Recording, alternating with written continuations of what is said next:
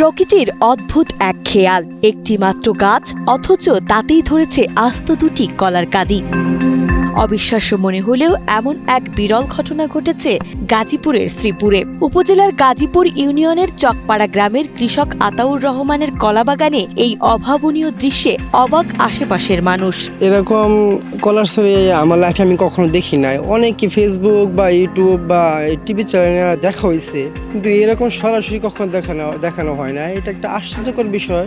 এটা আমরা অতীতে কখনো দেখি নাই এবং আমার কাছে বিস্মিত হলো যে আমার বয়স যা হয়েছে আমি কখনো এরকম জোড়া ছড়া কলা গাছ আমি কখনো দেখি নাই। জানা যায় গত 10 বছর ধরে কৃষিকাজের সঙ্গে যুক্ত আতাউর প্রায় 11 মাস আগে আধা বিঘা জমিতে 5 শতাধিক কলা গাছ রোপণ করেন। বাগানে গেনা সুন্দরী জাতের একটি গাছে গত মাসে হঠাৎ করেই দুটি মোচা আসতে দেখা যায়। ধীরে ধীরে মোচা থেকে কলা বের হয়ে তা পূর্ণাঙ্গ দুটি কাঁদিতে রূপ নেয়। একই কাণ্ডে ধরা এই জোড়া কাঁদিতে প্রায় 5 শতাধিক কলা রয়েছে।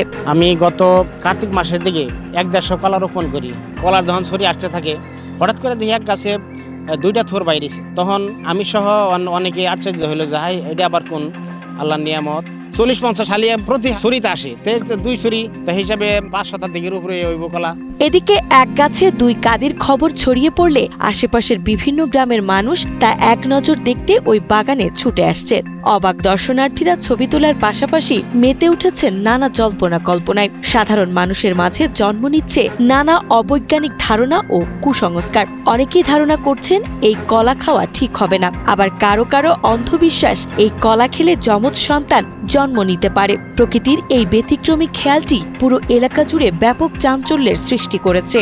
যে এটা আসলে অনেকেই বলে যে অনেক গরু ছাগলের হয়, মানুষের হয়, বা এভাবে অনেক জায়গায় দেখা যায়, শোনা যায়, আমরা ইন্টারনেটে দেখি। তো এটা আমি এই প্রথম দেখলাম সচক্ষে এবং বাস্তবে এটা দেখলাম আর কি। তো এটা আমার কাছে একটা আকস্মিক বা বিস্মৃতি হলো এবং কুদরতি একটা ফলন বলে মনে হলো, বা রহমতের হতে পারে। অনেক সময় দেখা যায় গরু বাছুরের 2-3 বাচ্চা হয়, বা ছাগলের 4-5টা বাচ্চা হয়, বা মানুষের হয়।